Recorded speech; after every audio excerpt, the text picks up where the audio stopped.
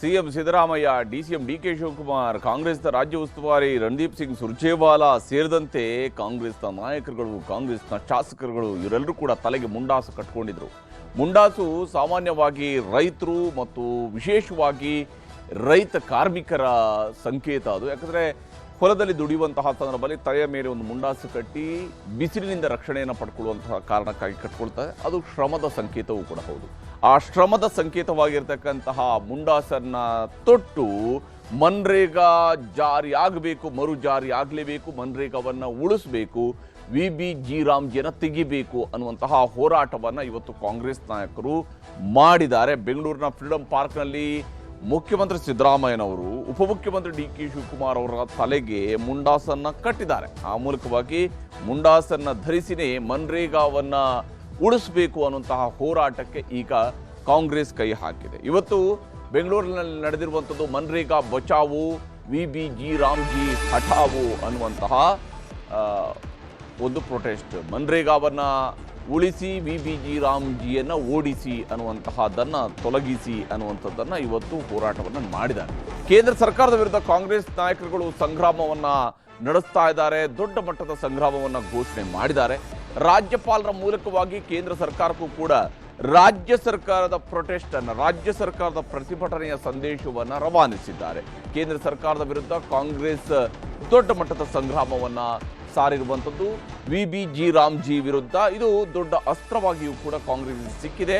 VBG ರಾಮ್ಜಿಯನ್ನು ತೊಲಗಿಸಬೇಕು ಮತ್ತು ಅದರ ಜಾಗದಲ್ಲಿ ಮನ್ರೇಗಾ ಮರುಸ್ಥಾಪನೆ ಆಗಬೇಕು ಅನ್ನುವಂಥದ್ದು ಕಾಂಗ್ರೆಸ್ ನಾಯಕರುಗಳ ಹೋರಾಟ. ಇದೇ ಕಾರಣಕ್ಕಾಗಿ ಒಂದಿಷ್ಟು ಮಂದಿ ಗಾಂಧಿ ಟೋಪಿಯನ್ನು ಧರಿಸಿದ್ರು. ಮೊದಲಿಗೆ ಟವಲನ್ನು ಹೆಗಲ ಮೇಲೆ ಹಾಕ್ಕೊಂಡಿದ್ರು. ಅದಾದ ನಂತರ ಟವಲನ್ನು ತಲೆಗೆ ಸುತ್ತಕೊಂಡ್ರು, ಮುಂಡಾಸು ಕಟ್ಕೊಂಡಿದ್ರು. ಆ ಮುಂಡಾಸಿನೊಂದಿಗೆ ಹೋರಾಟವನ್ನು ನಡೆಸಿದ್ದಾರೆ. ಇವತ್ತು ಮುಖ್ಯಮಂತ್ರಿ, ಉಪಮುಖ್ಯಮಂತ್ರಿಯವರು ಹಾಗೆಯೇ ಉಳಿದ ನಾಯಕರುಗಳು ಕೂಡ ಈ ರೀತಿಯಾಗಿ ಮುಂಡಾಸು ಧರಿಸಿನೇ ಹೋರಾಟವನ್ನು ತೀವ್ರಗೊಳಿಸಿದ್ದಾರೆ. ಕಾಂಗ್ರೆಸ್ ನಾಯಕರುಗಳ ಈ ಹೋರಾಟದಲ್ಲಿ ಏನೆಲ್ಲ ವಿಚಾರಗಳನ್ನು ಪ್ರಸ್ತಾಪಿಸಿದ್ದಾರೆ ಅನ್ನೋದನ್ನು ಕೂಡ ನಿಮಗೆ ವಿವರಿಸ್ತೀನಿ. ಬಹಳ ಮುಖ್ಯವಾಗಿ ಇವತ್ತು ನಡೆದಿರತಕ್ಕಂತಹ ಹೋರಾಟದಲ್ಲಿ, ಕಾಂಗ್ರೆಸ್ನ ಈ ಸಂಗ್ರಾಮದಲ್ಲಿ ಕೇಂದ್ರ ಸರ್ಕಾರದ ವಿರುದ್ಧ VBG ರಾಮ್ಜಿ ಏನು ಕಾಯ್ದೆ ಏನಿದೆ ಅದರ ವಿರುದ್ಧ ಈಗ ಕಾಂಗ್ರೆಸ್ನವರು ಮಹಾಸಂಗ್ರಾಮವನ್ನು ಘೋಷಣೆ ಮಾಡಿದ್ದಾರೆ.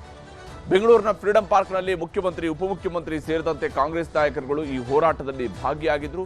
ಮುಖ್ಯಮಂತ್ರಿ ಸಿದ್ದರಾಮಯ್ಯನವರ ನೇತೃತ್ವದಲ್ಲಿ ಉಪಮುಖ್ಯಮಂತ್ರಿ ಹಾಗೂ PCC ಅಧ್ಯಕ್ಷರಾಗಿರ್ತಕ್ಕಂತಹ ಶಿವಕುಮಾರ್ ಅವರ ನೇತೃತ್ವದಲ್ಲಿ ಇವತ್ತು ಹೋರಾಟ ನಡೆದಿದೆ. VBG ರಾಮ್ಜಿ ರದ್ದು ಮಾಡುವಂತೆ ಹಕ್ಕೊತ್ತಾಯವನ್ನು ಮಾಡಿದ್ದಾರೆ. ಕೇಂದ್ರದ ವಿರುದ್ಧ ಟೀಕಾ ಪ್ರಹಾರವನ್ನು ಕೂಡ ನಡೆಸಿದ್ದಾರೆ. ಕೂಲಿ ಕಾರ್ಮಿಕರನ್ನ ಪ್ರತಿಬಿಂಬಿಸುವಂತಹ ಟವಲನ್ನು ತೊಟ್ಟು ಕೈ ನಾಯಕರುಗಳು ಕೇಂದ್ರ ಸರ್ಕಾರದ ವಿರುದ್ಧ ಚಾಟಿ ಬೀಸುವಂತಹ ಕೆಲಸವನ್ನು ಮಾಡಿದ್ದಾರೆ. ಕೇಂದ್ರ ಸರ್ಕಾರದ ವಿರುದ್ಧ ತಮ್ಮ ಹೋರಾಟವನ್ನು, ತಮ್ಮ ಪ್ರತಿಭಟನೆಯ ಧ್ವನಿಯನ್ನು ಮೊಳಗಿಸುವಂತಹ ಕೆಲಸವನ್ನು ಇವತ್ತು ರಾಜ್ಯ ನಾಯಕರುಗಳು ಮಾಡಿದ್ದಾರೆ. ಕೈಗೆ ಕಪ್ಪು ಪಟ್ಟಿಯನ್ನು ಕಟ್ಟಿಕೊಂಡು ಪ್ರತಿಭಟನೆಯನ್ನು ವ್ಯಕ್ತಪಡಿಸಿದ್ದಾರೆ ಕಾಂಗ್ರೆಸ್ ನಾಯಕರುಗಳು ಈ ಒಂದು ಹೋರಾಟವನ್ನು ಬಹಳ ತೀವ್ರ ಗತಿಗೆ ತೆಗೆದುಕೊಂಡು ಹೋಗುವಂತಹ ನಿಟ್ಟಿನಲ್ಲಿ ಮತ್ತು ಇದು ಮನ್ರೇಗಾದ ಮರುಸ್ಥಾಪನೆವರೆಗೂ ನಾವು ಹೋರಾಟವನ್ನು ನಡೆಸ್ತೀವಿ ಅನ್ನುವಂತಹ ಸಂದೇಶವನ್ನು ಈಗ ಕಾಂಗ್ರೆಸ್ನವರು ರವಾನಿಸಿದ್ದಾರೆ. DCM DK ಶಿವಕುಮಾರ್ ತಲೆಗೆ ಸಿದ್ದರಾಮಯ್ಯನವರೇ ಟವಲ್ ಸುತ್ತಿದ್ದಾರೆ, ಟವಲನ್ನು ಮುಂಡಾಸನ್ನು ಕಟ್ಟಿದ್ದಾರೆ. ಉಪಮುಖ್ಯಮಂತ್ರಿಯವರ ತಲೆಗೆ ಟವೆಲ್, ಕಪ್ಪು ಪಟ್ಟಿ, ಭಿತ್ತಿ ಪತ್ರಗಳನ್ನು ಹಿಡಿದು ಕೇಂದ್ರ ಸರ್ಕಾರದ ವಿರುದ್ಧ ಧಿಕ್ಕಾರವನ್ನು ಕೂಗಿ ಆಕ್ರೋಶವನ್ನು ಹೊರಹಾಕಿದ್ದಾರೆ ಕಾಂಗ್ರೆಸ್ನ ನಾಯಕರುಗಳು. ಕಾಂಗ್ರೆಸ್ ನಾಯಕರುಗಳು ಇವತ್ತು ದೊಡ್ಡ ಮಟ್ಟದ ಹೋರಾಟವನ್ನು ನಡೆಸಿದ್ದಾರೆ. ಇಷ್ಟಕ್ಕೂ ಏನೇನು ವಿಚಾರಗಳು, ಯಾವ ಕಾರಣಕ್ಕಾಗಿ ರಾಜ್ಯ ಸರ್ಕಾರ ಇವತ್ತು ಕೇಂದ್ರ ಸರ್ಕಾರದ ವಿರುದ್ಧ ತೊಡೆ ತಟ್ಟಿದೆ, ಯಾವ ಕಾರಣಕ್ಕಾಗಿ ಈ ಹೋರಾಟವನ್ನು ನಡೆಸ್ತಾ ಇದ್ದಾರೆ ಅಂತ ಹೇಳಿ, ನಿರುದ್ಯೋಗದಿಂದ ಆಗ್ತಾ ಇದ್ದಂಥ ಆತ್ಮಹತ್ಯೆಗಳ ತಡೆಗಾಗಿ ನರೇಗಾವನ್ನು ಸ್ಥಾಪನೆ ಮಾಡಲಾಯಿತು. ನರೇಗಾ ದೇಶದಲ್ಲಿ 2005ನೇ ಇಸ್ವಿಯಲ್ಲಿ ನರೇಗಾವನ್ನು ತಂದದರ ಬಹಳ ಮೂಲ ಉದ್ದೇಶ ಇದ್ದಂಥದ್ದೇ ದೇಶದಲ್ಲಿ ನಡೀತಾ ಇದ್ದಂತಹ ರೈತರ ಆತ್ಮಹತ್ಯೆಗಳು ಮತ್ತು ರೈತ ಕುಟುಂಬಗಳು ವಲಸೆ ಹೋಗ್ತಾ ಇದ್ದಂತಹ ಸಂದರ್ಭಗಳು ನಡೀತಾ ಇದ್ದಂತಹ ಆತ್ಮಹತ್ಯೆಗಳನ್ನು ತಡಿಬೇಕು ಅನ್ನುವಂತಹ ನಿಟ್ಟಿನಲ್ಲಿ ಇದನ್ನು ತರಲಾಯಿತು ಅಂತ ಹೇಳಿ. 20 ವರ್ಷಗಳ ಕಾಲ ಗ್ರಾಮೀಣ ಕೃಷಿ ಕಾರ್ಮಿಕರಿಗೆ ಉದ್ಯೋಗದ ಹಕ್ಕನ್ನು ಇದು ಒದಗಿಸಿದೆ. ಗ್ರಾಮೀಣ ಭಾಗದಲ್ಲಿರ್ತಕ್ಕಂತಹ ಕೃಷಿ ಕಾರ್ಮಿಕರಿಗೆ ಉದ್ಯೋಗದ ಹಕ್ಕನ್ನು ಒದಗಿಸಿದೆ ಮತ್ತು ಆವಾಗ ಇದ್ದಂತಹ ಕನಿಷ್ಠ ವೇತನ ಏನು ಹಳ್ಳಿ ಪ್ರದೇಶದಲ್ಲಿ ತುಂಬ ಕಡಿಮೆ ಇತ್ತು, ಅದಕ್ಕೆ ಒಂದು ಸ್ಟೆಬಿಲಿಟಿಯನ್ನು ತರುವಂತಹ ಕೆಲಸವನ್ನು ಇದು ಮಾಡ್ತು ಅಂತ ಹೇಳಿ VBG ರಾಮ್ಜಿ ಜಾರಿ ಮಾಡಿ ಗ್ರಾಮೀಣ ಬದುಕಿಗೆ ಕೊಳ್ಳಿ ಇಡಲಾಗಿದೆ ಅನ್ನುವಂತಹ ಆರೋಪವನ್ನು ಇಲ್ಲಿ ಕಾಂಗ್ರೆಸ್ನವರು ಕೇಂದ್ರ ಸರ್ಕಾರದ ವಿರುದ್ಧ, ವಿಶೇಷವಾಗಿ ಭಾರತೀಯ ಜನತಾ ಪಕ್ಷದ ವಿರುದ್ಧ ಆರೋಪವನ್ನು ಮಾಡ್ತಾ ಇದ್ದಾರೆ. ಮಹಾತ್ಮ ಗಾಂಧಿ ವಿಚಾರಧಾರೆ ಹಾಗೂ ದೇಶದ ಸಂವಿಧಾನದ ಅಸ್ತಿತ್ವಕ್ಕೆ ಧಕ್ಕೆಯನ್ನು ತರಲಾಗಿದೆ. ಈ VBG ರಾಮ್ಜಿಯನ್ನು ತರುವುದರ ಮೂಲಕವಾಗಿ ದೇಶದ ಸಂವಿಧಾನಕ್ಕೆ ಮತ್ತು ಮಹಾತ್ಮ ಗಾಂಧೀಜಿಯವರ ವಿಚಾರಧಾರೆಗೆ ಕೊಡಲಿ ಏಟನ್ನು ಕೊಟ್ಟಿದ್ದಾರೆ ಅನ್ನುವಂಥದ್ದು ಕಾಂಗ್ರೆಸ್ನವರು ಮಾಡ್ತಾ ಇರುವಂತಹ ಆರೋಪ.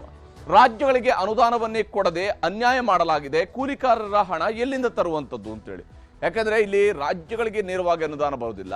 60-40 ಅನುಪಾತದಲ್ಲಿ ರಾಜ್ಯ ಮತ್ತು ಕೇಂದ್ರ ಸರ್ಕಾರಗಳು, ಕೇಂದ್ರ ಸರ್ಕಾರ 60% ಮತ್ತು ರಾಜ್ಯ ಸರ್ಕಾರಗಳು 40% ಅಷ್ಟು ಹಣವನ್ನ ಈ ಯೋಜನೆಗಾಗಿ ಭರಿಸಬೇಕಾಗತ್ತೆ. ಎಲ್ಲಿಂದ ಹಣ ತರೋದು? ಕೇಂದ್ರ ಸರ್ಕಾರ ಯಾವುದೇ ರೀತಿಯಾದಂತಹ ಹಣವನ್ನು ಇದಕ್ಕೆ ಕೊಡೋದಿಲ್ಲ. ಬದಲಿಗೆ ರಾಜ್ಯ ಸರ್ಕಾರದ ಮೇಲೆ ಇದಕ್ಕೆ ಹೇರಿಕೆಯನ್ನು ಮಾಡಿದ್ರೆ ಎಲ್ಲಿಂದ ಹಣ ತರೋದು ಅನ್ನೋದು ಕಾಂಗ್ರೆಸ್ ಸರ್ಕಾರ ಎತ್ತಿರುವಂತಹ ಪ್ರಶ್ನೆ. ಜನರಿಗೆ ಯಾವಾಗ, ಎಲ್ಲಿ, ಏನೆಲ್ಲ ಉದ್ಯೋಗ ಅನ್ನೋದನ್ನ ದೆಹಲಿಯಲ್ಲಿ ತೀರ್ಮಾನಿಸೋದಕ್ಕೆ ಸಾಧ್ಯ ಆಗುತ್ತಾ?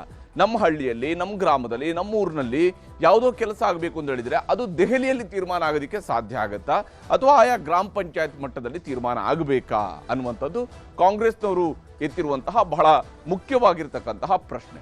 ಬಡವರು ಗ್ರಾಮ ಪಂಚಾಯತ್ಗಳ ಹಕ್ಕನ್ನು ಕಸಿದುಕೊಳ್ಳುವಂತಹ ದಾಳಿಯನ್ನ ಇದರ ಮೂಲಕವಾಗಿ ನಡೆಸಲಾಗಿದೆ ಅಂತ ಹೇಳಿ. ಅಂದ್ರೆ ಬಡವರಿಗೆ ಮತ್ತು ವಿಶೇಷವಾಗಿ ಪಂಚಾಯತ್ಗಳಿಗೆ, ಗ್ರಾಮ ಪಂಚಾಯತ್ಗಳ ಅಧಿಕಾರ ವ್ಯಾಪ್ತಿ ಏನಿದೆ ಅದರ ಮೇಲೂ ಕೂಡ ಇಲ್ಲಿ ದಾಳಿಯನ್ನು ನಡೆಸಲಾಗಿದೆ ಅನ್ನುವಂಥದ್ದು ಕೇಂದ್ರ ಸರ್ಕಾರದ ವಿರುದ್ಧ ರಾಜ್ಯ ಸರ್ಕಾರ, ವಿಶೇಷವಾಗಿ ಕಾಂಗ್ರೆಸ್ನವರು ಮಾಡ್ತಾ ಇರುವಂತಹ ಆರೋಪ. ಗ್ರಾಮ ಪಂಚಾಯತಿ ವ್ಯವಸ್ಥೆಯನ್ನೇ ಕೊಲ್ಲುವ ಅತಿ ದೊಡ್ಡ ಸಂಚು ಇದು ಅಂತ ಹೇಳಿ. ಇದು ಇಡೀ ಗ್ರಾಮ ಪಂಚಾಯತ್ ವ್ಯವಸ್ಥೆಯನ್ನೇ ಬುಡಮೇಲು ಮಾಡುತ್ತೆ, ಗ್ರಾಮ ಪಂಚಾಯತ್ ವ್ಯವಸ್ಥೆಯನ್ನ ಇದು ಹಾಳು ಮಾಡುತ್ತೆ, ಅದನ್ನ ಕೊಂದು ಹಾಕುತ್ತೆ ಅನ್ನುವಂತಹ ಒಂದು ಆರೋಪವನ್ನು ಕಾಂಗ್ರೆಸ್ನವರು ಮಾಡ್ತಾ ಇದ್ದಾರೆ. ಗುತ್ತಿಗೆದಾರರಿಗೆ, ಕಾರ್ಪೊರೇಟ್ ವ್ಯವಸ್ಥೆಗೆ ಲಾಭ ಮಾಡಿಕೊಡುವಂತಹ ಹುನ್ನಾರ ಇದರಲ್ಲಿ ಅಡಗಿದೆ ಅಂತ ಹೇಳಿ. ಇದು ಗುತ್ತಿಗೆದಾರರಿಗೆ ಅನುಕೂಲ ಮಾಡಿಕೊಡುತ್ತೆ. ನೇರವಾಗಿ ಯಾವ ಕೂಲಿ ಕಾರ್ಮಿಕರಿಗೆ ಹಣ ಸಿಕ್ತಿತ್ತೋ ಅದು ಗುತ್ತಿಗೆದಾರರ ಪಾಲಾಗುತ್ತೆ, ಅದು ಕಾರ್ಪೊರೇಟ್ ವ್ಯವಸ್ಥೆಗೆ ಲಾಭ ತಂದು ಕೊಡಬಹುದು ಅನ್ನುವ ಆತಂಕವನ್ನ ಮತ್ತು ಆಕ್ರೋಶವನ್ನ ಕಾಂಗ್ರೆಸ್ನವರು ವ್ಯಕ್ತಪಡಿಸ್ತಾ ಇದ್ದಾರೆ.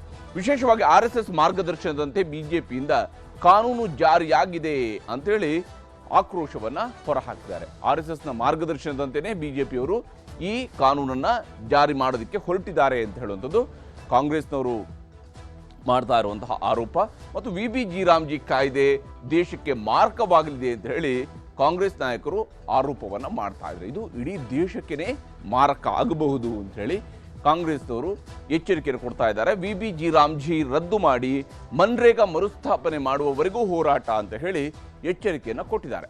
ನಾವು ಈ ಹೋರಾಟವನ್ನ ಮನ್ರೇಗಾ ಮರುಜಾರಿಯವರೆಗೂ ಹೋರಾಡ್ತೀವಿ ಅನ್ನುವಂತಹ ಎಚ್ಚರಿಕೆಯನ್ನು ಕಾಂಗ್ರೆಸ್ನವರು ಕೊಟ್ಟಿದ್ದಾರೆ. VBG ರಾಮ್ಜಿಯನ್ನು ರದ್ದು ಮಾಡಬೇಕು ಅಂತ ಹೇಳಿ. ಈ ವಿಚಾರದಲ್ಲಿ ಇವತ್ತು ಫ್ರೀಡಂ ಪಾರ್ಕ್ನಲ್ಲಿ ನಡೆದಂತಹ ಪ್ರತಿಭಟನೆ ಮತ್ತು ನಂತರ ರಾಜಭವನದ ಭೇಟಿಯ ಸಂದರ್ಭದಲ್ಲಿ, ಲೋಕಭವನದ ಭೇಟಿಯ ಸಂದರ್ಭದಲ್ಲಿ ಮುಖ್ಯಮಂತ್ರಿ ಸಿದ್ದರಾಮಯ್ಯ ಆದಿಯಾಗಿ ಕಾಂಗ್ರೆಸ್ ನಾಯಕರುಗಳು ಏನೇನು ಮಾತನಾಡಿದ್ದಾರೆ ಅನ್ನೋದು ನಿಮ್ಗೆ ತೋರಿಸ್ತೀನಿ. ಇದನ್ನ ಇವತ್ತು RSSನವರು ಮಾರ್ಗದರ್ಶನ ಮಾಡ್ತಾರೆ. ಯಾಕೆಂತಂದ್ರೆ ಬಡವರಿಗೆ ಹಣಕಾಸು ಸಿಕ್ಕಬಾರದು, ಅವ್ರು ಯಾವಾಗಲೂ ಕೂಡ ಸೇವಕರಾಗೇ ಇರಬೇಕು. ಈಗಿನ VBG ರಾಮ್ಜಿ ಅದರ ಪ್ರಕಾರ ಹಕ್ಕಲ್ಲ, ಅದು ನಮ್ಮ ಹಕ್ಕಲ್ಲ. ಈ ಹಕ್ಕನ್ನ ಕಿತ್ಕೊಳ್ತಕ್ಕಂಥ ಕೆಲಸವನ್ನು ಮಾಡ್ತಾ ಇದ್ದಾರೆ. ಇದರ ಹಿಂದ್ಗಡೆ ಇರೋರು ಯಾರು ಗೊತ್ತಾ ನಿಮ್ಗೆ? RSS. ಯಾಕೆಂದ್ರೆ ಬಡವರು ಬಲಯುತವಾಗಬಾರದು, ಅವ್ರು ಯಾವಾಗಲೂ ಕೂಡ ಸೇವಕರಾಗೇ ಇರಬೇಕು. ಗ್ರಾಮ ಸ್ವರಾಜ್ಯವನ್ನು ಹೇಳಿದವರು ಯಾರು? ಮಹಾತ್ಮ ಗಾಂಧೀಜಿಯವರು. ಮಹಾತ್ಮ ಗಾಂಧೀಜಿಯವ್ರನ್ನ ಒಮ್ಮೆ ಕೊಂದು ಹಾಕಿದ್ರು. ಗೋಡ್ಸೆ ಕೊಂದು ಹಾಕಿದ್ರು. ಈಗ ನರೇಂದ್ರ ಮೋದಿಯವರ ಸರ್ಕಾರ ಮತ್ತೊಮ್ಮೆ ಹತ್ಯೆಯನ್ನ ಮಾಡಿದೆ. ಮಹಾತ್ಮ ಗಾಂಧೀಜಿಯವರನ್ನ 2ನೇ ಸಾರಿ ಹತ್ಯೆಯನ್ನ ಮಾಡಿದೆ. ನಾವು ಇವತ್ತು ವಿಧಾನಸಭೆ ಕರೆದಿದ್ದೀವಿ, ವಿಶೇಷ ಅಧಿವೇಶನವನ್ನು ಕರೆದಿದ್ದೀವಿ. ಕಾರಣ ಯಾಕಂದ್ರೆ ಇದನ್ನೇ ಚರ್ಚೆ ಮಾಡಬೇಕು ಅನ್ನೋ ಕಾರಣಕ್ಕೋಸ್ಕರ, ಚರ್ಚೆ ಮಾಡಬಾರದು ಅಂತಕ್ಕಂಥದ್ದು ಅವರ ಉದ್ದೇಶ.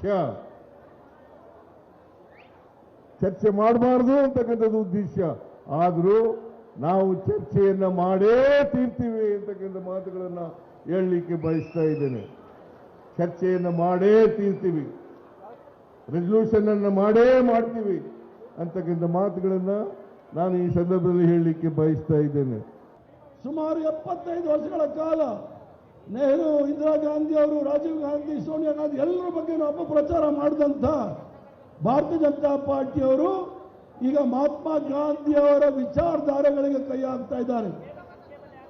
ಈ ಒಂದು ರಾಷ್ಟ್ರದ ಜನತೆ, ಅದರಲ್ಲೂ ಸಹ ಕಾಂಗ್ರೆಸ್ ಪಕ್ಷದ ಕಾರ್ಯಕರ್ತರು ಎಚ್ಚೆತ್ತುಕೊಳ್ಳಿಲ್ಲ ಅಂತ ಹೇಳಿದರೆ ಈ ಒಂದು ಭಾರತೀಯ ಜನತಾ ಪಾರ್ಟಿಯವರು ಸಂವಿಧಾನವನ್ನು ಮುಗಿಸ್ತಾರೆ. ಏನು ನಮ್ಮ ಪೂರ್ವಜರು ಸ್ವತಂತ್ರ ಹೋರಾಟದಲ್ಲಿ ಲಕ್ಷಾಂತರ ಜನ ಪ್ರಾಣಾರ್ಪಣೆ ಮಾಡಿ ರಾಷ್ಟ್ರಕ್ಕೆ ಸ್ವತಂತ್ರವನ್ನ, ಸಂವಿಧಾನವನ್ನು ಕೊಟ್ಟಿದ್ದಾರೆ, ಅದನ್ನು ಮುಗಿಸ್ಲಿಕ್ಕೆ ನಿರಂತರವಾಗಿ ಪ್ರಯತ್ನ ಮಾಡ್ತಾರೆ. ನಮ್ಮ ಹೋರಾಟ ಏನಿದೆ ಇವತ್ತು, ಮೊದಲು ಮಹಾತ್ಮ ಗಾಂಧಿ ರೋಜ್ಗಾರ್ ಯೋಜನೆ ಮೂಲತಃ ಏನಿತ್ತು ಅದನ್ನು ಯಥಾವತ್ತು ತಿಳಿಸು ಮತ್ತೆ ಇವತ್ತು ಜಾರಿಗೊಳ್ಳಬೇಕು, ಇದು ಜೀರಾಮ್ಜಿನ ಹಿಂಪಡ್ಕೊಳ್ಬೇಕು ಅಂತೇಳಿ ನಮ್ಮ ಕಾಂಗ್ರೆಸ್ ಪಕ್ಷ ದಿಲ್ಲಿಯಿಂದ ಹಳ್ಳಿವರೆಗೆ ನಾವು ಇವತ್ತು ಹೋರಾಟವನ್ನು ಮಾಡ್ತಾ ಇದ್ದೀವಿ. ಮೊದಲಿನಲ್ಲಿ ಕಾಂಟ್ರಾಕ್ಟರ್ಗಳ ಒಂದು ಪಾತ್ರ ಇರಲಿಲ್ಲ, ಈಗ ಕಾಂಟ್ರಾಕ್ಟರ್ಗಳನ್ನು ಸೇರಿಸಿದ್ದಾರೆ. ನಾಳೆ ಕೇಂದ್ರ ಪುರಸ್ಕೃತ ಯೋಜನೆಗಳಲ್ಲಿ ಎಲ್ಲಾದರೂ ಒಂದು ನ್ಯಾಷನಲ್ ಹೈವೇ ಮಾಡ್ತಿದ್ರೆ ನಮ್ಮ ಹಳ್ಳಿ ಜನ ಹೋಗಿ ಒಂದು ನ್ಯಾಷನಲ್ ಹೈವೇ ಕೆಲಸ ಮಾಡಬೇಕು ಅಂದ್ರೆ ಕಾಂಟ್ರಾಕ್ಟರ್ ಹತ್ರ ಕೆಲಸ ಮಾಡಬೇಕು. ಏನು ಇವತ್ತು ಕರ್ನಾಟಕದಲ್ಲಿ 71 ಲಕ್ಷ ಕುಟುಂಬಗಳು ಉದ್ಯೋಗ ಭರವಸೆ ಯೋಜನೆಯಲ್ಲಿ ಬದುಕ್ತಾ ಇದ್ದಾವೆ. ಅದರಲ್ಲಿ SC, ST, backward minority, women, small and marginal farmers ಇವತ್ತು ಈ ಒಂದು ಹಕ್ಕುಗಳನ್ನು ಧಿಕ್ಕರಿಸಿ ಮತ್ತೆ ಮಹಾತ್ಮ ಗಾಂಧೀಜಿ ಉದ್ಯೋಗ ಭರವಸೆ ಯೋಜನೆಯನ್ನು ಮತ್ತೆ ವಾಪಸ್ ತರಲಿಕ್ಕೆ ಹೋರಾಟಗಳ ಮುಖಾಂತರ ಜಾಗೃತಿಯನ್ನು ಮೂಡಿಸಿ ಈ ಮೂಲಭೂತ ಹಕ್ಕುಗಳನ್ನು ರಕ್ಷಣೆ ಮಾಡುತ್ತಾ ಸಂವೈಧಾನಿಕ ಜವಾಬ್ದಾರಿಯನ್ನು ನಿರ್ವಹಣೆ ಮಾಡುವಲ್ಲಿ ಕಾಂಗ್ರೆಸ್ ಪಕ್ಷ ಮುಂಚೂಣಿಯಲ್ಲಿದ್ದು, ಹೀಗೆ ಕಾಂಗ್ರೆಸ್ನ ನಾಯಕರುಗಳೆಲ್ಲರೂ ಕೂಡ ವಾಗ್ದಾಳಿಯನ್ನು ನಡೆಸಿದ್ದಾರೆ ಕೇಂದ್ರ ಸರ್ಕಾರದ ವಿರುದ್ಧ. ಹಾಗೆಯೇ ಜನರನ್ನ ಈ ಒಂದು VBG ರಾಮ್ಜಿ ವಿಚಾರದಲ್ಲಿ ಎಜುಕೇಟ್ ಮಾಡುವಂಥ ಪ್ರಯತ್ನವನ್ನು ಮಾಡಿದ್ದಾರೆ ತಮ್ಮದೇ ಶೈಲಿಯಲ್ಲಿ. ಇನ್ನು ಲೋಕಭವನಕ್ಕೆ ಕೂಡ ಕಾಂಗ್ರೆಸ್ ನಾಯಕರುಗಳು ಮುತ್ತಿಗೆಯನ್ನು ಹಾಕೋದಕ್ಕೆ ಹೋಗಿದ್ರು. ಫ್ರೀಡಂ ಪಾರ್ಕ್ ಪ್ರತಿಭಟನೆಯ ಬಳಿಕ ಲೋಕಭವನಕ್ಕೆ ಮುತ್ತಿಗೆಯನ್ನು ಹಾಕಿದ್ದಾರೆ, ಅಲ್ಲಿಗೆ ತೆರಳಿದ್ದಾರೆ. ಲೋಕಭವನಕ್ಕೆ ಹೋಗಿ ಲೋಕಭವನದ ಮುಂದೆ ಹಾಕಿದಂತಹ ಬ್ಯಾರಿಕೇಡ್ಗಳನ್ನು ಕೂಡ ಹಾರೋದಕ್ಕೆ ಕೆಲವರು ಯತ್ನಿಸಿರುವಂಥದ್ದು ಕೂಡ ನಡೆದಿದೆ. ಇದರ ನಡುವೆ ಪ್ರತಿಭಟನಾಕಾರರನ್ನ ಪೊಲೀಸರು ತಡೆದಿದ್ದಾರೆ. ನಂತರ CM DCM ಸೇರಿದಂತೆ ಕೆಲವರಿಗೆ ಮಾತ್ರ ರಾಜ್ಯಪಾಲರನ್ನ ಹೋಗಿ ಭೇಟಿಯಾಗೋದಕ್ಕೆ ಮಂತ್ರಿಗಳು ಹಾಗೆಯೇ ಶಾಸಕರುಗಳಿಗೆ ಹೋಗಿ ರಾಜ್ಯಪಾಲರನ್ನ ಭೇಟಿ ಮಾಡೋದಕ್ಕೆ ಅವಕಾಶವನ್ನು ಕಲ್ಪಿಸಲಾಯಿತು. ಹಾಗಾಗಿ ಅವರೆಲ್ಲರೂ ಕೂಡ ಹೋದರು. ಮುಖ್ಯಮಂತ್ರಿ, ಉಪಮುಖ್ಯಮಂತ್ರಿ ಸುರ್ಜೇವಾಲಾ ಸೇರಿದಂತೆ ಕೆಲ ನಾಯಕರುಗಳು ಹೋಗಿ ರಾಜ್ಯಪಾಲರನ್ನ ಭೇಟಿಯಾಗಿದ್ದಾರೆ. ರಾಜ್ಯಪಾಲರಿಗೆ ಕರ್ನಾಟಕ ಸರ್ಕಾರದ ಪರವಾಗಿ, ಕಾಂಗ್ರೆಸ್ನ ಪರವಾಗಿ ಒಂದು ಮೆಮೊರಂಡಮ್ ಅನ್ನು ಕೊಟ್ಟಿದ್ದಾರೆ, ಒಂದು ಟಿಪ್ಪಣಿಯನ್ನು ಕೊಟ್ಟಿದ್ದಾರೆ. ಅದರ ಮೂಲಕವಾಗಿ ಮನವಿಯನ್ನು ಮಾಡಿದ್ದಾರೆ. VBG ರಾಮ್ಜಿ ವಿರುದ್ಧದ ಹೋರಾಟ, ಸರ್ಕಾರದ ನಿಲುವುಗಳ ಬಗ್ಗೆ ರಾಜ್ಯಪಾಲರಿಗೆ ಮನವರಿಕೆ ಮಾಡಿಕೊಡುವಂತಹ ಕೆಲಸವನ್ನು ರಾಜ್ಯ ಸರ್ಕಾರ ಈ ಒಂದು ಮನವಿ ಪತ್ರದ ಮೂಲಕವಾಗಿ ರಾಜ್ಯಪಾಲರಿಗೆ ಕೊಟ್ಟಿದ್ದಾರೆ. ಮನ್ರೇಗಾ ಮರುಸ್ಥಾಪನೆಗೆ ಒತ್ತಾಯವೂ ಕೂಡ ಈ ಸಂದರ್ಭದಲ್ಲಿ ವ್ಯಕ್ತವಾಗಿದೆ. ಮನ್ರೇಗಾವನ್ನು ಮರುಸ್ಥಾಪನೆ ಮಾಡಬೇಕು ಅಂತ ಒತ್ತಾಯ ಮಾಡಿದ್ದಾರೆ. ರಾಜ್ಯಪಾಲರ ಮೂಲಕ ಕೇಂದ್ರ ಹಾಗೂ ರಾಷ್ಟ್ರಪತಿಗೂ ಕೂಡ ಇದೇ ಮನವಿಯನ್ನು ಕಾಂಗ್ರೆಸ್ನ ನಾಯಕರುಗಳು ಸರ್ಕಾರದ ಪರವಾಗಿ ರವಾನಿಸಿದ್ದಾರೆ. ಇಲ್ಲಿ ಬಹಳ ಮುಖ್ಯವಾಗಿ ಮನ್ರೇಗಾ ಮರುಸ್ಥಾಪನೆ ಆಗಲೇಬೇಕು ಅನ್ನೋಂಥದ್ದು ಇವರ ಪ್ರಮುಖ ಒತ್ತಾಯ ಆಗಿತ್ತು. ಈ ಮನವಿಯಲ್ಲೂ ಕೂಡ ಮಾಡಿರ್ತಕ್ಕಂತಹ ಬಹಳ ಪ್ರಮುಖವಾದಂತಹ ಒತ್ತಾಯ ಮನ್ರೇಗಾದ ಮರುಸ್ಥಾಪನೆ ಆಗಬೇಕು. ರಾಜ್ಯದ ಎಲ್ಲ ಗ್ರಾಮ ಪಂಚಾಯತಿಗಳ ಮುಂದೆ ಮಹಾತ್ಮ ಗಾಂಧಿ ಹೆಸರನ್ನು ಇನ್ನು ಮುಂದೆ ಹಾಕಲಾಗುತ್ತೆ. ಎಲ್ಲ ಗ್ರಾಮ ಪಂಚಾಯತಿಗಳನ್ನು ಕೂಡ ಮಹಾತ್ಮ ಗಾಂಧಿ ಗ್ರಾಮ ಪಂಚಾಯತ್ ಅಂತೇಳಿ ಹೆಸರಿಸುವಂಥರ ಕಡೆಗೆ ಈಗ ಹೊರಟಿದ್ದಾರೆ ಕಾಂಗ್ರೆಸ್ನವರು. ತಾಲೂಕು, ಜಿಲ್ಲಾ ಮಟ್ಟದಲ್ಲೂ ಕೂಡ ಬೃಹತ್ ಹೋರಾಟವನ್ನು ಸಂಘಟಿಸಬೇಕಾಗತ್ತೆ. ನಾವು ಎಲ್ಲ ಭಾಗಗಳಲ್ಲೂ ಕೂಡ ಹೋರಾಟವನ್ನು ಸಂಘಟಿಸ್ತೀವಿ ಅಂತ ಹೇಳ್ಕೊಂಡು ಎಚ್ಚರಿಕೆ ಕೊಟ್ಟಿದ್ದಾರೆ. ರನ್ ಫಾರ್ ಮನ್ರೇಗಾ ಥೀಮ್ನ ಅಡಿಯಲ್ಲಿ ಮ್ಯಾರಥಾನ್ಗಳನ್ನು ಕೂಡ ನಡೆಸೋದಕ್ಕೆ ನಿರ್ಧರಿಸಿದ್ದಾರೆ. ರನ್ ಫಾರ್ ಮನ್ರೇಗಾ ಅನ್ನುವಂತಹ ಥೀಮ್ನ ಅಡಿಯಲ್ಲಿ ಮ್ಯಾರಥಾನ್ ಅನ್ನು ನಡೆಸುವಂಥದ್ದು, ತಾಲೂಕುಗಳಲ್ಲಿ 5 ಕಿಲೋಮೀಟರ್ ಪಾದಯಾತ್ರೆ ಮಾಡಿ ಒತ್ತಡವನ್ನು ಹೇರುವಂಥದ್ದು, ಪ್ರತಿ ತಾಲೂಕಿನಲ್ಲೂ ಕೂಡ 5 ಕಿಲೋಮೀಟರ್ವರೆಗೆ ಪಾದಯಾತ್ರೆ ನಡೆಸುವಂಥದ್ದು ಮತ್ತು ಅದರಲ್ಲಿ ವಿಶೇಷವಾಗಿ ಕಾಂಗ್ರೆಸ್ ಯಾವ್ಯಾವ ಕ್ಷೇತ್ರಗಳಲ್ಲಿ ಸೋತಿದೆಯೋ ಆ ಎಲ್ಲ ಕ್ಷೇತ್ರಗಳಲ್ಲಿ ಹೆಚ್ಚಿನ ಒತ್ತನ್ನು ಕೊಡುವಂಥದ್ದು. ಕನಿಷ್ಠ ವಲಯವಾರು ಒಂದೊಂದು ಕ್ಷೇತ್ರಗಳಿಗೆ ಶಿವಕುಮಾರ್ ಅವರು ಕೂಡ ತೆರಳುವಂತಹ ತೀರ್ಮಾನಕ್ಕೆ ಬಂದಿದ್ದಾರೆ. ಶಿವಕುಮಾರ್ ಅವರು ಈ ವಿಚಾರದಲ್ಲಿ ಏನು ಹೇಳಿದ್ದಾರೆ ಅನ್ನೋದು ನಿಮ್ಗೆ ತೋರಿಸ್ತೀನಿ. ಎಲ್ಲ ಗ್ರಾಮ ಪಂಚಾಯತಿಗಳ ಹೆಸರನ್ನ ಮುಂದಿನ ದಿನದಲ್ಲಿ ಎಲ್ಲ ಕೂಡ ಮಹಾತ್ಮ ಗಾಂಧೀಜಿ ಗ್ರಾಮ ಪಂಚಾಯತಿ ಅಂತೇಳಿ ಹೆಸರನ್ನ ಇಟ್ಟು ಅವ್ರ ಹೆಸರನ್ನ ಶಾಶ್ವತವಾಗಿಡುವಂತ ತೀರ್ಮಾನವನ್ನ ಇವತ್ತು ಫ್ರೀಡಂ ಪಾರ್ಕ್ ನಲ್ಲಿ ತೀರ್ಮಾನವನ್ನ ಮಾಡಿದೆ. ಪಕ್ಷ ಈ ತೀರ್ಮಾನವನ್ನ ತೆಗೆದುಕೊಂಡಿದೆ, ಸರ್ಕಾರ ಈ ತೀರ್ಮಾನವನ್ನ ಇಂಪ್ಲಿಮೆಂಟ್ ಮಾಡಿದೆ. ಹೀಗೆ ಇನ್ನು ಮುಂದೆ ರಾಜ್ಯದ ಎಲ್ಲ ಗ್ರಾಮ ಪಂಚಾಯತಿಗಳ ಹೆಸರಿನ ಮುಂದೆ ಮಹಾತ್ಮ ಗಾಂಧಿ ಗ್ರಾಮ ಪಂಚಾಯಿತಿ ಅನ್ನುವಂತಹ ಹೆಸರು ಸೇರ್ಪಡೆ ಆಗದಿದೆ. ಈ ಮನ್ರೇಗಾವನ್ನು ತೆಗೆದಿರುವಂತಹ ಕಾರಣಕ್ಕಾಗಿ ಅನ್ನುವಂಥದ್ದು ಕಾಂಗ್ರೆಸ್ನವರ ಸ್ಪಷ್ಟವಾದಂತಹ ನಿಲುವು. ಇನ್ನು ಕಾಂಗ್ರೆಸ್ ನಾಯಕರುಗಳಿಗೆ ಕವನ ನಾಯಕರು ಕೂಡ ಟಕ್ಕರ್ ಕೊಟ್ಟಿದ್ದಾರೆ. ಕಾಂಗ್ರೆಸ್ ಹೋರಾಟಕ್ಕೆ ತಿರುಗೇಟನ್ನು ಕೊಟ್ಟಿದ್ದಾರೆ. ದೋಸ್ತಿ ಪಕ್ಷಗಳ ನಾಯಕರು ತಿರುಗೇಟು ಕೊಟ್ಟಿದ್ದಾರೆ. ವಿಧಾನಸೌಧದ ಗಾಂಧಿ ಪ್ರತಿಮೆ ಬಳಿ ಬಿಜೆಪಿ ಮತ್ತು ಜೆಡಿಎಸ್ನವರು ಪ್ರತಿಭಟನೆಯನ್ನು ನಡೆಸಿದ್ದಾರೆ. ವಿಧಾನಸೌಧದ ಗಾಂಧಿ ಪ್ರತಿಮೆ ಬಳಿಯಲ್ಲಿ ಪ್ರತಿಭಟನೆಯನ್ನು ನಡೆಸಿದ್ದಾರೆ. ಸರ್ಕಾರದ ವೈಫಲ್ಯಗಳನ್ನೇ ಅಸ್ತ್ರ ಮಾಡಿಕೊಂಡು ಬಿಜೆಪಿ ನಾಯಕರು ಚಾಟಿ ಬೀಸುವಂತಹ ಕೆಲಸವನ್ನು ಮಾಡಿದ್ದಾರೆ.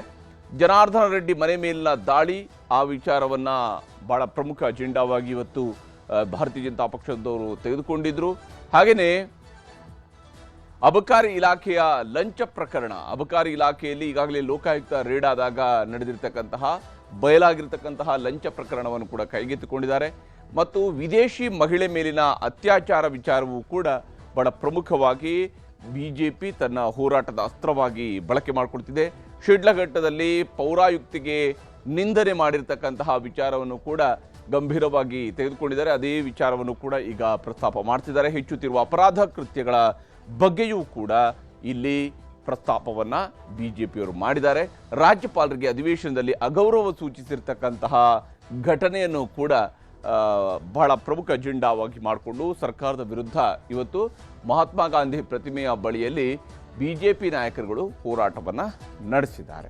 ಬಿಜೆಪಿ ನಾಯಕರು ಏನೇನು ಹೇಳಿದ್ದಾರೆ ಅನ್ನೋದು ನಿಮ್ಗೆ ತೋರಿಸ್ತೀನಿ. ಗೌರವಾನ್ವಿತ ರಾಜ್ಯಪಾಲರು ಜಂಟಿ ಸದನವನ್ನ ಉದ್ದೇಶಿಸಿ ಮಾತನಾಡೋದಕ್ಕೆ ಸದನಕ್ಕೆ ಬಂದಂತ ಸಂದರ್ಭದಲ್ಲಿ ಯಾವ ರೀತಿ ಕಾಂಗ್ರೆಸ್ ಪಕ್ಷದ ಗುಂಡಾಗಳು ಸದನದ ಒಳಗಡೆ ರಾಜ್ಯಪಾಲರ ಜೊತೆ ದುರ್ವರ್ತನೆ ಮಾಡಿದ್ದಾರೆ ಅನ್ನೋದನ್ನ ಇಡೀ ದೇಶದ ಜನ ನೋಡಿದ್ದಾರೆ. ನಾನಿವತ್ತು ಕಾಂಗ್ರೆಸ್ ಸರ್ಕಾರಕ್ಕೆ ರಾಜ್ಯದ ಮುಖ್ಯಮಂತ್ರಿ ಕೇಳೋದಕ್ಕೆ ಇಚ್ಛೆ ಪಡ್ತೇನೆ. ಇವತ್ತು ರಾಜ್ಯಪಾಲರು ಅಂತ ಹೇಳಿದ್ರೆ ಜೀತದಾಳು ಅಂತೇಳಿ ಭಾವಿಸಿದಂತ ಕಾಣ್ತಾ ಇದೆ. ಇನ್ನೂ ಕೂಡ ಈ ಕಾಂಗ್ರೆಸ್ನವರು ಇಂದಿರಾ ಗಾಂಧಿಯ ದಿನಗಳಿತ್ತು, ರಾಜ್ಯಪಾಲರನ್ನ ಜೀತದಾಳು ತರ ನೋಡ್ಕೊಳ್ತಾ ಇದ್ರು. ಇನ್ನೂ ಅದೇ ಭ್ರಮೆನಲ್ಲಿ ಇವತ್ತು ಸಿದ್ದರಾಮಯ್ಯ ಸರ್ಕಾರ, ಕಾಂಗ್ರೆಸ್ ಸರ್ಕಾರ ಇದ್ದಂತೆ ಕಾಣ್ತಾ ಇದೆ. ರಾಮಕೃಷ್ಣ ಹೆಗಡೆ ಅವರು ಇದ್ದಾಗ ಲಿಕ್ಕರ್ ಒಂದು ದೊಡ್ಡ ಹಗರಣ ಆಗಿ ಇಡೀ ಸರ್ಕಾರನೇ ಹೋಗುವಂಥ ಪರಿಸ್ಥಿತಿ ಆಗಿತ್ತು. ಇದು 2,500-3 ಸಾವಿರ ಕೋಟಿ ಲೂಟಿ ಮಾಡಿ ಚುನಾವಣೆಗೆ ಕಳಿಸೋವಂಥ ಹುನ್ನಾರ ಮಾಡಿದ್ದಾರೆ. ಈ ಎಲ್ಲ ಪೂರ್ತಿ ಹಣನೂ ಕೂಡ ಅಸ್ಸಾಂಗೆ, ತಮಿಳ್ನಾಡಿಗೆ, ಕೇರಳಗೆ ಹೋಗುವಂಥದ್ದಕ್ಕೆ ಈಗಾಗಲೇ ಎಲ್ಲ ಪ್ಯಾಕ್ ಮಾಡಿದ್ದಾರೆ. ಅಷ್ಟು ಹಣ ಕಲೆಕ್ಟ್ ಮಾಡ್ತಾ ಇದ್ದಾರೆ. ಅದಕ್ಕೋಸ್ಕರ ಮುಖ್ಯಮಂತ್ರಿ ನನಗೆ ಗೊತ್ತೇ ಇಲ್ಲ, ನಾನು ನೋಡೇ ಇಲ್ಲ ಅನ್ನೋ ರೀತಿ ಇಲ್ಲಿ ಕೂತಿದ್ದಾರೆ. ಇವತ್ತು ಸದನದ ಒಳಗೆ ಹೊರಗೆ ಇವತ್ತು ಸರ್ಕಾರ ಈ ರೀತಿ ಪ್ರತಿಭಟನೆ, ಸರ್ಕಾರ ಸದನ ನಡೀತಿರ್ಬೇಕಾದ್ರೆ ಅವಶ್ಯಕತೆ ಇಲ್ಲ, ಸರ್ಕಾರ ನಡೆಸಿರೋದು ಅವರು. ಸೊ ಇವತ್ತೆಲ್ಲ ಒಂದು ಕಡೆ ಸರ್ಕಾರ ಜಾರುವಂಥ ಪ್ರಯತ್ನ, ತಮ್ಮ ತಪ್ಪನ್ನು ಮುಚ್ಚಾಕೊಳ್ಳುವಂಥ ಪ್ರಯತ್ನ, ಇವಾಗ ಸದನದಲ್ಲಿ ನಡೆದಂಥ ಗವರ್ನರಿಗೆ ಅಗೌರವ ತೋರಿಸುವಂಥದ್ದು, ಅವರಿಗೆ ತಡೆ ಮಾಡುವಂಥದ್ದು, ಅವರಿಗೆ ಹಲ್ಲೆ ಮಾಡೋಕ್ಕೆ ಹೋಗಬೇಕು ಅಂತ ಮಾಡಿದಂಥ ಪ್ರಯತ್ನಗಳು ಕಾಂಗ್ರೆಸ್ಸಿಗೆ ಮುಖಭಂಗ ಆಗಿದೆ. ಈ ಮುಖಭಂಗ ಆಗಿರೋದನ್ನು ಎಲ್ಲ ಒಂದು ಕಡೆ ವಿಷಯಾಂತರವನ್ನು ಮಾಡುವಂಥ ಪ್ರಯತ್ನವನ್ನು ಮಾಡ್ತಿದ್ದಾರೆ. ಹೀಗೆ ಕಾಂಗ್ರೆಸ್ನವರು ವಿಬಿಜಿ ರಾಮ್ಜಿಯನ್ನು ತೊಲಗಿಸಿ ಅಲ್ಲಿ ಮಹಾತ್ಮ ಗಾಂಧಿ ಹೆಸರಿನಲ್ಲಿರುವಂತಹ ಉದ್ಯೋಗ ಖಾತ್ರಿ ಯೋಜನೆಯೇ ಜಾರಿಗೊಳಿಸಬೇಕು ಅಂತ ಹೇಳಿ ಫ್ರೀಡಂ ಪಾರ್ಕ್ನಲ್ಲಿ ಮುಂಡಾಸ್ ಕಟ್ಕೊಂಡು ಹೋರಾಟ ನಡೆಸ್ತಾ ಇದ್ದರೆ, ಬಿಜೆಪಿ ನಾಯಕರುಗಳು ಅದೇ ಗಾಂಧೀಜಿಯ ಪ್ರತಿಮೆಯ ಬಳಿಗೆ ಹೋಗಿ ರಾಜ್ಯ ಸರ್ಕಾರದ ವಿರುದ್ಧ ಹೋರಾಟವನ್ನು ನಡೆಸಿದ್ದಾರೆ. ಇದು ಗಾಂಧಿ ಸುತ್ತಲೂ ನಡೀತಾ ಇರುವಂತಹ ಮುಂಡಾಸು ಪ್ರತಿಭಟನೆ ವರ್ಸಸ್ ಬಿಜೆಪಿಯವರ ಪ್ರತಿಭಟನೆ ಆಗಿತ್ತು. ಎರಡನೇ ಸುದ್ದಿ ಕಡೆಗೆ ಹೋಗೋಣ. ಅಧಿವೇಶನದಲ್ಲಿ ಕಿಕ್ಕೇರಿಸಿದ ಅಬಕಾರಿ ಭ್ರಷ್ಟಾಚಾರ. ಆರ್.ಬಿ. ತಿಮ್ಮಾಪುರ ರಾಜೀನಾಮೆ ಕೊಡ್ತಾರಾ ಇಲ್ವಾ? ಅಹೋರಾತ್ರಿ ಧರಣಿಗೆ ಮುಂದಾಯ್ತಾ ಬಿಜೆಪಿ? ಇದುವೇ ಚದುರಂಗದ ಎರಡನೇ ಸ್ಟೋರಿ. ತಿಮ್ಮಾಪುರ ರಂಪಾಟ.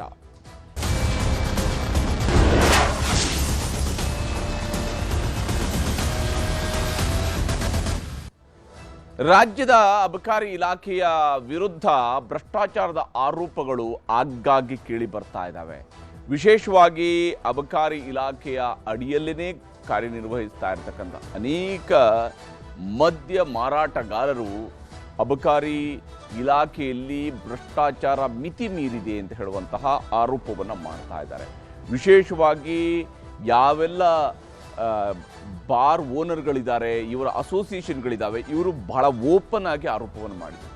ಇದು ಸಾಲದು ಅನ್ನುವಂತಹ ರೀತಿಯಲ್ಲಿ ಈಗ ಲೋಕಾಯುಕ್ತ ರೇಡ್ನ ಸಂದರ್ಭದಲ್ಲಿ ಸಿಕ್ಕಿ ಬಿದ್ದಿರ್ತಕ್ಕಂಥ ಅಧಿಕಾರಿ ಮಾಡಿರ್ತಕ್ಕಂಥ ಸ್ಟೇಟ್ಮೆಂಟ್ನಲ್ಲೂ ಕೂಡ ಅಬಕಾರಿ ಇಲಾಖೆಗೆ ಸಂಬಂಧಪಟ್ಟಂತೆ ಅಂತಲೇ ಅಂದ್ಕೊಳ್ಬೇಕಾಗತ್ತೆ. ಯಾಕಂದರೆ ಅಬಕಾರಿ DC ಬೇರೆನ್ಯಾವುದೋ ಇಲಾಖೆಯ ಮಂತ್ರಿಯನ್ನ ನಮ್ಮ ಮಂತ್ರಿಗಳಿಗೂ ದುಡ್ಡು ಕೊಡಬೇಕು ಅಂತ ಹೇಳೋದಕ್ಕೆ ಸಾಧ್ಯ ಇಲ್ಲ ಅಂತೇಳಿ ನಾವು ಸರ್ಕಾರಿ ವ್ಯವಸ್ಥೆಯಲ್ಲಿ ಪರಿಗಣಿಸಬೇಕಾಗತ್ತೆ.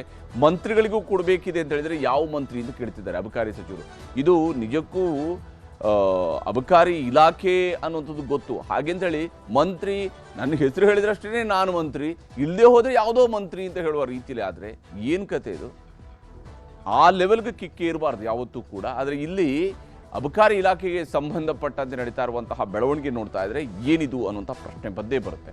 ಅಬಕಾರಿ ಇಲಾಖೆ ಭ್ರಷ್ಟಾಚಾರದ ವಿರುದ್ಧ ಬಿಜೆಪಿಯವರು ಇವತ್ತು ಹೋರಾಟವನ್ನು ತೀವ್ರಗೊಳಿಸಿದ್ದಾರೆ. ವಿಧಾನಸಭೆ ಮತ್ತು ವಿಧಾನ ಪರಿಷತ್ನಲ್ಲೂ ಕೂಡ ಕಾಂಗ್ರೆಸ್ ಮತ್ತು ಕಮಲ ನಾಯಕರುಗಳ ನಡುವೆ, ಕಮಲ ಶಾಸಕರುಗಳ ನಡುವೆ ಕಿತಾಪಟಿಯೂ ಕೂಡ ನಡೆದಿದೆ ವಿಧಾನಸಭೆ ಮತ್ತು ವಿಧಾನ ಪರಿಷತ್ನಲ್ಲಿ. RB ತಿಮ್ಮಾಪುರ ರಾಜೀನಾಮೆಗೆ ಪಟ್ಟು ಹಿಡಿದಿದ್ದಾರೆ. ಸಚಿವರಿಗೆ ಶಾಕ್ ಕೊಡುವಂತಹ ಕೆಲಸವನ್ನ ಪ್ರತಿಪಕ್ಷಗಳವರು ಮಾಡ್ತಾ ಇದ್ದಾರೆ. ಆದರೆ ಸಚಿವರು ಮಾತ್ರ ಹಠ ಹಿಡಿದು ಕುಳಿತಿದ್ದಾರೆ. ನಾನಿಲ್ಲಿ, ನನ್ನ ವಿರುದ್ಧ ಷಡ್ಯಂತ್ರ ನಡೆದಿದೆ, ನನ್ನ ವಿರುದ್ಧ ಆರೋಪವನ್ನು ವೃತಾರೋಪ ಮಾಡ್ತಿದ್ದಾರೆ, ಈ ರೀತಿಯಾಗಿ ಸಚಿವರಾಗಿರುವಂಥವ್ರು ಹೇಳ್ತಾ ಇದ್ದಾರೆ. ಆದರೆ ಸಚಿವರಾಗಿರುವಂಥವ್ರು ಹೇಳುವಂಥದ್ದಲ್ಲ, ಷಡ್ಯಂತ್ರ ಯಾವುದೇ ಯಂತ್ರಗಳಿರಲಿ, ಯಾವುದೇ ಯಂತ್ರಗಳೇ ಆಗಲಿ, ಅದು ಷಡ್ಯಂತ್ರನೋ ಇನ್ಯಾವ ಯಂತ್ರನೋ. ಆದರೆ ವಿಚಾರ ಇರುವಂಥದ್ದು, ಯಾಕೆ ಒಬ್ಬ ಅಬಕಾರಿ ಇಲಾಖೆಯ DC ಆತನ ಬಂಧನದ ಸಂದರ್ಭದಲ್ಲಿ, ಆತನ ಮೇಲೆ ರೇಡ್ ಆದಂಥ ಸಂದರ್ಭದಲ್ಲಿ ಇದು ಅಬಕಾರಿ ಸಚಿವರು ಅಂತ ಹೇಳಿ ಆತ ಹೇಳದೇ ಇರಬಹುದು, ಆದರೆ ಮಂತ್ರಿಗಳಿಗೆ ದುಡ್ಡು ಹೋಗುತ್ತೆ, ಮಂತ್ರಿಗಳಿಗೂ ದುಡ್ಡು ಕೊಡಬೇಕು ಅಂತ ಹೇಳುವಂತಹ ಮಾತು ಯಾಕೆ ಬಂತು? ಇದು ಬಹಳ ಮುಖ್ಯವಾಗಿರ್ತಕ್ಕಂತಹ ಪ್ರಶ್ನೆ. ಅಹೋರಾತ್ರಿ ಹೋರಾಟದ ಬಗ್ಗೆಯೂ ಕೂಡ ಬಿಜೆಪಿ ನಾಯಕರುಗಳು ಚಿಂತನೆಯನ್ನು ನಡೆಸ್ತಾ ಇದ್ದಾರೆ. ನಿಜಕ್ಕೂ ಕೂಡ ಬಿಜೆಪಿ ನಾಯಕರುಗಳಿಗೆ ಇದು ಇಶ್ಯೂ ಬಹಳ ಸೀರಿಯಸ್ ಇದೆ ಅಂತ ಹೇಳಿದರೆ ಅವರು ಅಹೋರಾತ್ರಿ ಧರಣಿಯನ್ನು ನಡೆಸಬೇಕಾಗತ್ತೆ. ಇಲ್ಲಿ ಅಬಕಾರಿ ಇಲಾಖೆಗೆ ಕಳಂಕ ತಂದಿರುವ ಭ್ರಷ್ಟಾಚಾರದ ಆಡಿಯೋ ಈಗಾಗಲೇ ಲೀಕ್ ಆಗಿದೆ. ಆ ಆಡಿಯೋ ಎಲ್ಲೆಡೆ ವೈರಲ್ ಆಗ್ತಾ ಇದೆ. ಲೈಸೆನ್ಸ್ ಪಡೆಯೋದಕ್ಕೆ ಲಂಚ ಕೊಡಬೇಕು ಅನ್ನುವಂತಹ ಆಡಿಯೋ ಈಗಾಗಲೇ ವೈರಲ್ ಆಗಿರ್ತಕ್ಕಂಥ ಆಡಿಯೋದಲ್ಲಿ ಸ್ಪಷ್ಟವಾಗಿದೆ. ಲೈಸೆನ್ಸ್ ಪಡೆಯೋದಕ್ಕೂ ಕೂಡ ಲಂಚ ಕೊಡಬೇಕು ಅನ್ನುವಂಥದ್ದು, ಲೈಸೆನ್ಸ್ ರಿನ್ಯೂವಲ್ಗೂ ಲಂಚ ಕೊಡಬೇಕು, ಈ ರೀತಿಯಾದಂಥ ಆರೋಪಗಳಿದ್ದಾವೆ. ಅಬಕಾರಿ ಭ್ರಷ್ಟಾಚಾರದ ತನಿಖೆ ಆಗಬೇಕು ಹಾಗೂ ಸಚಿವರ ರಾಜೀನಾಮೆಗೆ ಆಗ್ರಹಿಸಿ ಈಗ ಪ್ರತಿಪಕ್ಷಗಳವರು ಧರಣಿಯನ್ನು ನಡೆಸ್ತಾ ಇದ್ದಾರೆ. ಸದನದ ಒಳಗೂ ಕೂಡ ಧರಣಿಯನ್ನು ಮಾಡ್ತಾ ಇದ್ದಾರೆ. ವಿಧಾನಸಭೆಯಲ್ಲಿ ಬಿಜೆಪಿ JDS ಸದಸ್ಯರಿಂದ ಸದನದ ಬಾವಿಗಿಳಿದು ಪ್ರತಿಭಟನೆ ನಡೀತಾ ಇದೆ. ಸದನದ ಬಾವಿಗಿಳಿದು ಪ್ರತಿಭಟನೆಯನ್ನು ನಡೆಸ್ತಾ ಇದ್ದಾರೆ. ತಿಮ್ಮಾಪುರ ರಾಜೀನಾಮೆಗೆ ಪಟ್ಟು ಹಿಡಿದ ಕಾರಣಕ್ಕಾಗಿ ಕೆಲ ಕಾಲ ಕಲಾಪವನ್ನು ಮುಂದೂಡಿಕೆ ಮಾಡಲಾಗಿತ್ತು. ಕಲಾಪ ನಡೆಯಲಿಲ್ಲ, ಕೆಲ ಕಾಲ ಅದನ್ನು ಮುಂದೂಡಿಕೆ ಮಾಡಲಾಯಿತು. ಅಬಕಾರಿ ಇಲಾಖೆಗೆ ಕಳಂಕ ತಂದಿರುವ ಭ್ರಷ್ಟಾಚಾರದ ಆಡಿಯೋ ಈಗಾಗಲೇ ಸರ್ಕಾರವನ್ನು ಅಲುಗಾಡಿಸ್ತಾ ಇದೆ. ವಿಶೇಷವಾಗಿ RB ತಿಮ್ಮಾಪುರ ಅವರನ್ನು ಅಲುಗಾಡಿಸ್ತಾ ಇದೆ. ಆದರೆ ಈ ವಿಚಾರಕ್ಕೆ ಸಂಬಂಧಪಟ್ಟಂತೆ ಸದನದ ಒಳಗಡೆ ಏನೆಲ್ಲ ಆಗಿದೆ, ಏನೆಲ್ಲ ಚರ್ಚೆ ಆಗಿದೆ ಅನ್ನೋದನ್ನು ನಿಮಗೆ ತೋರಿಸ್ತೇನೆ. ಅಧ್ಯಕ್ಷರೇ, ನಾವು ನಿನ್ನೆ ಈ ಅಬಕಾರಿ ಇಲಾಖೆಯಲ್ಲಿ ಆಗಿರುವಂತ ಭ್ರಷ್ಟಾಚಾರದ ಬಗ್ಗೆ ವಿಡಿಯೋಗಳು ಬಂದಿದೆ, ಆಡಿಯೋಗಳು ಬಂದಿದೆ. ಜನ ಬೀದಿ ಬೀದಿಯಲ್ಲಿ ಮಾತಾಡ್ತಾ ಇದ್ದಾರೆ. ಇದರಲ್ಲಿ ಪಾಲು ಮಂತ್ರಿಗೆ ಹೋಗ್ತದ, ಮುಖ್ಯಮಂತ್ರಿಗೆ ಹೋಗ್ತದ, ಈ ತರದೆಲ್ಲ ಆಗಿರೋದ್ರಿಂದ ನಾವು ಜನರ ಧ್ವನಿಯಾಗಿ ಇವತ್ತು ಅಲ್ಲಿ ಯಾರು ಅಬಕಾರಿ ಸಂಘ ಇದೆ, ಅಬಕಾರಿ ಸಂಘ, ಅವರು ಈಗ ರಾಹುಲ್ ಗಾಂಧಿ ಅವ್ರನ್ನ ಹೋಗಿ ಭೇಟಿ ಮಾಡಕ್ಕೆ ಹೊರಟಿದ್ದಾರೆ. ರಾಷ್ಟ್ರಪತಿನ ಭೇಟಿ ಮಾಡಕ್ ಹೋಗಿದ್ದಾರೆ, ಪ್ರಧಾನಮಂತ್ರಿ ಭೇಟಿ ಮಾಡಕ್ ಹೋಗಿದ್ದಾರೆ. ರಾಜ್ಯದ ಮಾನ ಮರ್ಯಾದೆ ಹರಾಜಾಗ್ತಾ ಇದೆ. ಇಷ್ಟೆಲ್ಲ ಆದ್ರೂ ಕೂಡ ಸರ್ಕಾರ ಅದ್ರ ಬಗ್ಗೆ ಈ ಮುಖ್ಯಮಂತ್ರಿ ಇಷ್ಟೊತ್ತಿಗೆ ಇವ್ರದ್ದು ಯಾರು ಅಲ್ಲಲ್ಲ ಬೋವಿ ಇದ್ರ ನಿಗಮದ್ದು ST ನಿಗಮದ್ದು ಆದಾಗ ಇಮಿಡಿಯೇಟ್ ಆಗಿ ರಾಜೀನಾಮೆ ತಗೊಂಡ್ರು. ಇವ್ರಿಗೆ ಯಾಕೆ? ಹೀಗೆ ಇಲ್ಲಿ RB ತಿಮ್ಮಾಪುರ ಅವರ ರಾಜೀನಾಮೆ ಆಗಬೇಕು ಅಂತೇಳಿ R ಅಶೋಕ್ ಅವರು ಪ್ರಸ್ತಾಪ ಮಾಡಿದ್ದಾರೆ. ಆದರೆ ಅಬಕಾರಿ ಅಕ್ರಮ ಆರೋಪಕ್ಕೆ ಸಂಬಂಧಪಟ್ಟಂತೆ RB ತಿಮ್ಮಾಪುರ ಅವರು ಅವರ ಬಗ್ಗೆನೂ ರಾಜೀನಾಮೆ ಕೊಡಬೇಕು ಅಂತ ಹೇಳಿ ಪಟ್ಟು ಹಿಡಿದಿದ್ರು. ಅಬಕಾರಿ ಅಕ್ರಮದ ತನಿಖೆಗೆ ನಿಲುವಳಿ ಸೂಚನೆಯನ್ನು ಮಂಡಿಸಿದೆ ಈಗಾಗಲೇ ಬಿಜೆಪಿಯವರು ವಿಧಾನ ಪರಿಷತ್ನಲ್ಲಿ. ಭ್ರಷ್ಟಾಚಾರದ ಬಗ್ಗೆ ತನಿಖೆ ಆಗಬೇಕು, ಸಚಿವರು ರಾಜೀನಾಮೆಯನ್ನು ಕೊಡಬೇಕು ಅಂತ ಹೇಳಿ ಪ್ರತಿಪಕ್ಷ ಬಿಜೆಪಿಯವರು ಆಗ್ರಹಿಸ್ತಾ ಇದ್ದಾರೆ. ಅಪ್ಪರ್ ಹೌಸ್ನಲ್ಲೂ ಕೂಡ ಅಬಕಾರಿ ಇಲಾಖೆಯಲ್ಲಿ ಕೋಟಿ ಕೋಟಿ ಅವ್ಯವಹಾರ ನಡೆದಿದೆ ಅನ್ನುವಂತಹ ಆರೋಪವನ್ನು ಮೇಲ್ಮನೆಯಲ್ಲಿ ಇವತ್ತು ಬಿಜೆಪಿಯ ಸದಸ್ಯರು ಮಾಡಿದ್ದಾರೆ. ಛಲವಾದಿ ನಾರಾಯಣಸ್ವಾಮಿ ಅವರು ಈ ನಿಲುವಳಿ ಸೂಚನೆಯನ್ನು ಮೂವ್ ಮಾಡಿ ಮಾತಾಡಿದ್ದಾರೆ. ಲೈಸೆನ್ಸ್ ಪಡೆಯೋದಕ್ಕೂ ಲಂಚ ಕೊಡುವಂಥದ್ದು ಅನಿವಾರ್ಯ ಅನ್ನುವಂತಹ ಪರಿಸ್ಥಿತಿ ಅಬಕಾರಿ ಇಲಾಖೆಯಲ್ಲಿ ನಿಂತಿದೆ. ಸಚಿವರಿಗೆ ಮತ್ತು ಸಚಿವರ ಮಗನಿಗೂ ಕೂಡ ಲಂಚ ಕೊಡಬೇಕು ಅನ್ನುವಂತಹ ಆಡಿಯೋ ಈಗಾಗಲೇ ವೈರಲ್ ಆಗಿದೆ. RB ತಿಮ್ಮಾಪುರ ಹೆಸರು ನೇರವಾಗಿಯೇ ಬಂದಿರುವ ಕಾರಣಕ್ಕಾಗಿ ರಾಜೀನಾಮೆ ಕೊಡಬೇಕು. RB ತಿಮ್ಮಾಪುರ ಅವರ ಹೆಸರೇ ಬಂದಿದೆ. ಯಾಕಂದರೆ ಅಲ್ಲಿ ಮಂತ್ರಿ ಅಂತ ಹೇಳಿದ ಮೇಲೆ ಅದು ಬೇರೆ ಯಾವುದೋ ಇಲಾಖೆ ಮಂತ್ರಿ ಆಗೋಕ್ಕಂತೂ ಸಾಧ್ಯ ಇಲ್ಲ. ಅಬಕಾರಿ ಇಲಾಖೆ ಮಂತ್ರಿ ಅಲ್ಲದೇನೆ ಅಬಕಾರಿ ಇಲಾಖೆಯವರು ಬೇರೆ ಇಲಾಖೆಯ ಮಂತ್ರಿಗೆ ದುಡ್ಡು ಕೊಟ್ಟು ಅಬಕಾರಿ ಲೈಸೆನ್ಸನ್ನು ಪಡಿಬೇಕು ಅಂತ ಹೇಳಿದ್ರೆ ಅಬಕಾರಿ ಇಲಾಖೆನೇ ಬೇರೆ ಯಾರಿಗೋ ಗುತ್ತಿಗೆ ಕೊಟ್ಟಿದ್ದಾರೆ ಅನ್ನೋಂಥ ಅನುಮಾನ ಬಂದೇ ಬರುತ್ತೆ. ನಿಜಕ್ಕೂ ಕೂಡ ಇಲ್ಲಿ ಗುತ್ತಿಗೆ ಯಾರಿಗೆ ಕೊಟ್ಟಿದ್ದಾರೆ? ಅಬಕಾರಿ ಇಲಾಖೆಯಲ್ಲಿ ಅಬಕಾರಿ ಇಲಾಖೆಯವರಿಗೆ ಕೊಟ್ಟಿದ್ದಾರೋ ಅಥವಾ ಅಬಕಾರಿ ಇಲಾಖೆಯ ಗುತ್ತಿಗೆಯನ್ನೇ ಬೇರೆ ಯಾವುದಾದ್ರು ಮಂತ್ರಿಗಳಿಗೆ ಕೊಟ್ಟಿದ್ದಾರೋ ಗೊತ್ತಿಲ್ಲ. ಹಾಗೇನಾದ್ರೂ ಆದರೆ ಬೇರೆ ಮಂತ್ರಿಗೆ ಹೋಗಿರ್ಬೋದು. ಇಲ್ಲೇ ಹೋದರೆ ಇದೇ ಮಂತ್ರಿಯ ವಿಚಾರಣೆ ಇಲ್ಲಿ ಬರುತ್ತೆ. ಸರ್ಕಾರದಲ್ಲಿ ಯಾರಿಗೆಲ್ಲ ಪಾಲು ಹೋಗ್ತಾ ಇದೆ ಅನ್ನುವಂಥದ್ದು ಬಿಜೆಪಿ ನಾಯಕರು ಪ್ರಶ್ನೆಯನ್ನು ಮಾಡ್ತಾ ಇದ್ದಾರೆ. ಯಾಕಂದರೆ ಮಂತ್ರಿ ನನಗಲ್ಲ ಅಂತ ಹೇಳ್ತಿದ್ದಾರೆ. ಆ ಮಂತ್ರಿ ನಾನಲ್ಲ ಅಂತ ಹೇಳುವಂಥ ಸ್ಥಿತಿಯಲ್ಲಿ ಮಂತ್ರಿ ಇದ್ದರೆ ಯಾರ್ದಿದು, ಯಾವ ಮಂತ್ರಿಯ ಹೆಸರು ಪ್ರಸ್ತಾಪ ಆಗ್ತಾ ಇದೆ? ಹಾಗಾದರೆ ಇದರ ಬಗ್ಗೆ ತನಿಖೆ ಆಗಬೇಕಾಗಿರುವಂಥದ್ದು ಯಾರ ಜವಾಬ್ದಾರಿ, ನಡೆಸಬೇಕಾಗಿರುವಂಥದ್ದು ಯಾರ ಜವಾಬ್ದಾರಿ, ರಾಜೀನಾಮೆ ಕೊಡಬೇಕಾಗಿರುವಂಥದ್ದು ಯಾರ ನೈತಿಕ ಜವಾಬ್ದಾರಿ ಅನ್ನುವಂಥ ಪ್ರಶ್ನೆ ಬರುತ್ತೆ. ಅಬಕಾರಿ ಅಕ್ರಮ ಆರೋಪದ ಬಗ್ಗೆ RB ತಿಮ್ಮಾಪುರ ರಾಜೀನಾಮೆಗೆ ಪಟ್ಟು ಹಿಡಿದಿದ್ದಾರೆ ವಿಧಾನ ಪರಿಷತ್ನಲ್ಲಿ ಇದೆಲ್ಲ ಚರ್ಚೆ ಆಯಿತು ಅಂತ ತೋರಿಸ್ತೀವಿ. ಈ ಗುರುಸ್ವಾಮಿ ಅವರು ಈ ರಾಜ್ಯದ ಗೌರವಾನ್ವಿತ ಮುಖ್ಯಮಂತ್ರಿಗಳಾಗಿರ್ತಕ್ಕಂಥ ಸಿದ್ದರಾಮಯ್ಯನವರ ಕ್ಷೇತ್ರದವರು, ಅವರೇ ಕೊಟ್ಟಿರ್ತಕ್ಕಂಥದ್ದಿದು. ಹೌದು, ನಾನು ವರ್ಣಾ ಕ್ಷೇತ್ರದವನೇ. ಸಿದ್ದರಾಮಯ್ಯನವರು ತುಂಬಾ ಪರಿಚಿತರು. ನಮಗೆ ನ್ಯಾಯಯುತ ವ್ಯಾಪಾರಕ್ಕೆ ಅನುವು ಮಾಡಿಕೊಡಿ ಅಂತಂದ್ರೆ ಅವರು ನಮ್ಮನ್ನ ಗೌರವಿಸಲೇ ಇಲ್ಲ ಅಂತ ಅವರೇ ಹೇಳ್ಕೊಂಡಿದ್ದಾರೆ. ಜೊತೆಗೆ ದುಬಾರಿ ಬೆಲೆಯಿಂದ ಇವತ್ತು ಎಲ್ಲಾ ಕಡೆ ದುಬಾರಿ. ಒಂದು ನಿಮಿಷ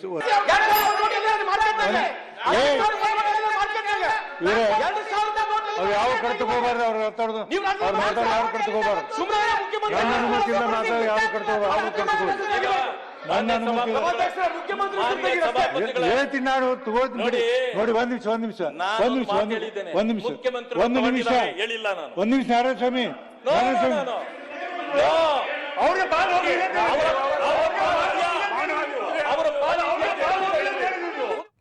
ಹೀಗೆಲ್ಲ ಆರೋಪಗಳು ಬರ್ತಾ ಇರುವಾಗ RB ತಿಮ್ಮಾಪುರ ಅವರು ಯಥಾ ಪ್ರಕಾರವಾಗಿ ಅದೇ ಲೈನ್ನಲ್ಲಿ ಮಾತಾಡ್ತಾ ಇದ್ದಾರೆ. ಬಿಜೆಪಿ ಹೋರಾಟಕ್ಕೆ ತಿರುಗೇಟನ್ನು ಕೊಟ್ಟಿದ್ದಾರೆ ಅಬಕಾರಿ ಸಚಿವರಾಗಿರ್ತಕ್ಕಂಥ RB ತಿಮ್ಮಾಪುರ.